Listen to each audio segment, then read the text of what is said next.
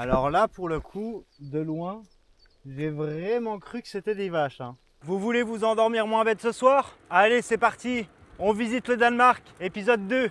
Est-ce que vous voyez ce phare qu'il y a juste derrière nous? Il s'agit du phare de Rubjerg-Knud. Eh oui, je sais que j'ai un bel accent. Il a servi à guider les marins pendant plus d'une centaine d'années, mais seulement ici, la nature dicte ses lois, car le vent ici déplace les dunes et donc grignote la falaise.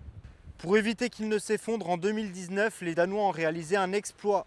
Ils l'ont tout simplement posé sur des rails, ils l'ont reculé de 70 mètres à l'intérieur des terres. Ils sont vraiment fous ces Danois. Je sais pas pourquoi ils ont pas déplacé le sable plutôt, hein.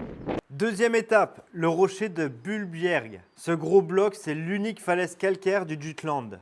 Elle fait 47 mètres de haut et s'est formée il y a des millions d'années à coups de sédiments marins.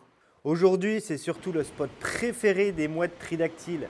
Mais si on y baisse les yeux, l'ambiance change, car le site est truffé de vieux bunkers en béton. Pendant la Seconde Guerre mondiale, l'armée allemande s'est dit que la vue était beaucoup trop belle pour ne pas y installer un poste d'observation stratégique qui faisait partie du mur de l'Atlantique. Un combo parfait entre vestiges de l'histoire et nature sauvage. Et c'est moi qui fais le troisième point. Je voudrais bien savoir pourquoi il y a autant de chevaux ici au Danemark. Le pays ici est tellement plat et vert que c'est l'équivalent en fait d'un open space géant pour les chevaux. Et regarde Simon, je me suis trouvé un copain. On a la même couleur. Je crois qu'il n'est pas d'accord, Wistiti. Au résultat, ils ont un taux de chevaux par habitant qui est le plus élevé d'Europe. En gros, si un jour vous vous réincarnez en poney, demandez la nationalité danoise. Alors là, pour le coup, de loin, j'ai vraiment cru que c'était des vaches. Salut vous.